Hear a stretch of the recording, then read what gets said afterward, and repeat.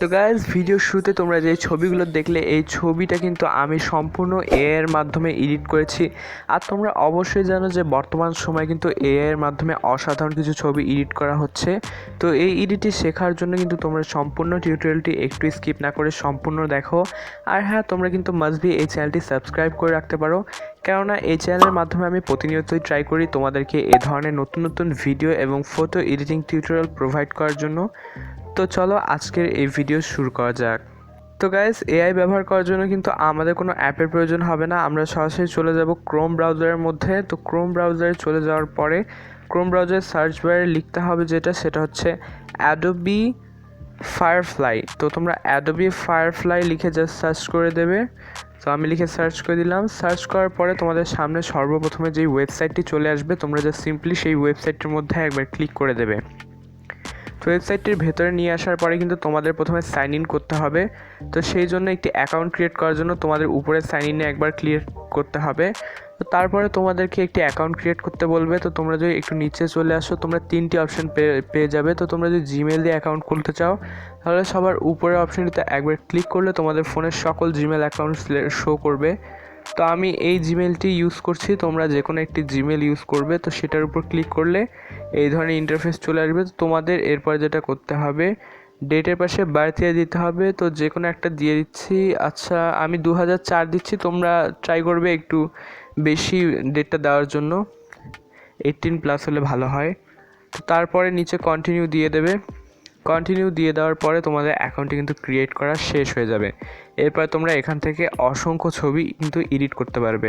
তো এখন যদি আমরা একটু উপরের দিকে স্ক্রল করি, তোমরা এই ধরনের কিছু ফুটেজ দেখতে পারবে।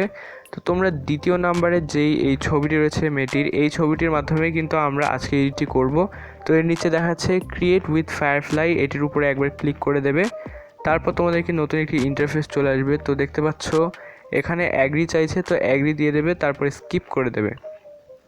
তো স্কিপ করে দেওয়ার পর তোমরা যদি একটু নিচের দিকে স্ক্রল করো, এখানে কিন্তু অসংখ্য ছবি রয়েছে, যেই ছবিগুলো কিন্তু তোমরা এই এআই এর মাধ্যমে খুবই অসাধারণভাবে ক্রিয়েট করতে পারবে। তো আমরা ফটো এডিট করার জন্য উপরে একটি অপশন পেয়ে যাচ্ছি, আপলোড ইমেজ। তো এটার মধ্যে ক্লিক করার প্রয়োজন হবে। তো এরপরে আমাদের গ্যালারিতে নিয়ে যাবে।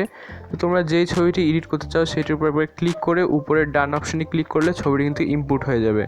তো এরপরে নিচে বেশ কিছু অপশন রয়েছে। তো আমরা 4র্থ নম্বর অপশন ব্যাকগ্রাউন্ডে সিলেক্ট করে একটু ওয়েট করব।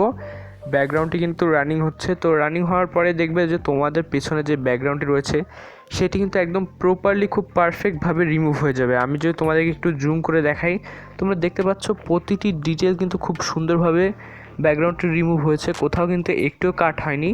তো এরপরে আমাদের যেটা করতে হবে, নিচে একটি কিন্তু আমরা পেয়ে যাচ্ছি ফাঁকা বক্স, যেখানে কিন্তু আমরা আমাদের ছবিটি কী ধরনের এডিট করতে চাই সেটি লিখব। তো আমি এখানে লিখে দিচ্ছি ইন আ ফরেস্ট। তোমরা যেই ধরনের ব্যাকগ্রাউন্ড চাও, যেই রকম এডিট চাও, তোমরা জাস্ট লিখে দেবে আর এআই কিন্তু সেই ধরনই করে দেবে। তো আমি ইন আ ফরেস্ট লিখে জেনারেটের মধ্যে ক্লিক করলাম। জেনারেটে কিছুক্ষণ ওয়েট করতে হবে। এই অ্যাপের মাধ্যমে কিন্তু তোমাদের একটি না, টোটাল 4টি ছবি দেবে। তো দেখতে পাচ্ছ ছবিগুলো দিয়ে দিয়েছে পরপর 4টি। তো তোমরা চেঞ্জ করে দেখবে যে তোমরা কোন ছবিটি নিতে চাও। আর এগুলো যদি পছন্দ না হয়, পাশে একটি মোর অপশন রয়েছে, সেটিতে ক্লিক করলে কিন্তু তোমরা আরও নতুন 4টি পেয়ে যাবে। তো আমার প্রথমে যেই ছবিটি দিয়েছিল সেটাই বেশ ভালো লাগছে।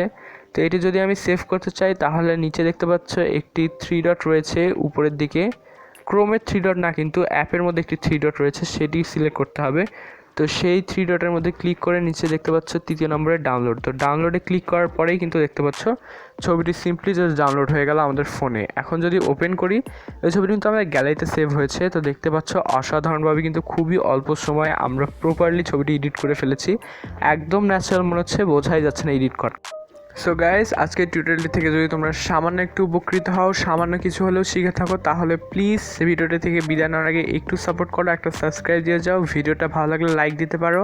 আর কোনো প্রকার সমস্যা হলে, কোনো কিছু জানার থাকলে প্লিজ পুট আ কমেন্ট। আর দেখা হচ্ছে তোমাদের সঙ্গে পরবর্তী ভিডিওতে।